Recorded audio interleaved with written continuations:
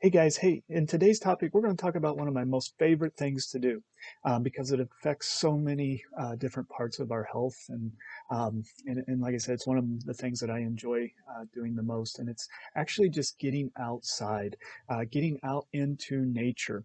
You know, it has some pretty big impacts on our psychological health, our physiological health, our mental health, our emotional health, and also our immune health, actually. And so, I just wanted to spend a quick second talking about this.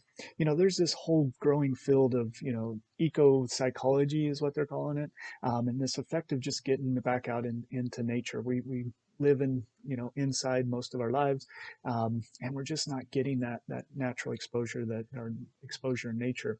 You know, one of the interesting things that somebody had pointed out to me a number of years ago, and still kind of grasping the depth of what they were talking about.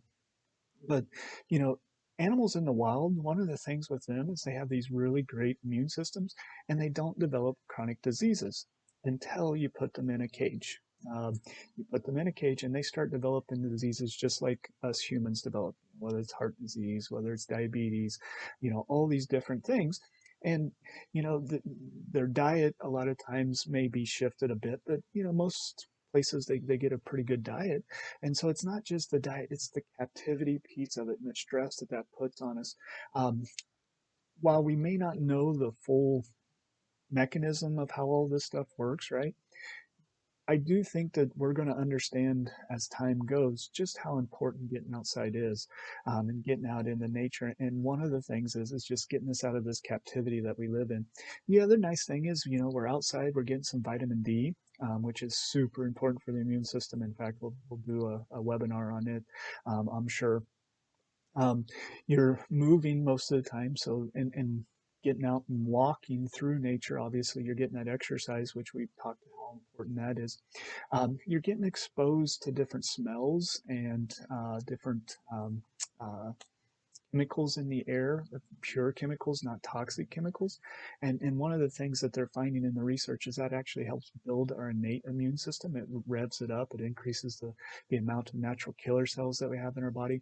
And one of the things that they looked at in the research too that I found very interesting is that there is a definitive minimum amount of being in nature that you need to experience each week in order to have the health effects that you're looking for.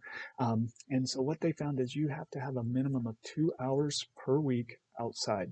Now you can get it all at once. You can do it in bits and pieces, but it was pretty striking to me, that differential. So if they were only outside an hour and a half, it was almost like it had no effect on their body. And what they were measuring in this, just kind of how all this ties together a little bit, is that they were actually measuring stress hormones in the body.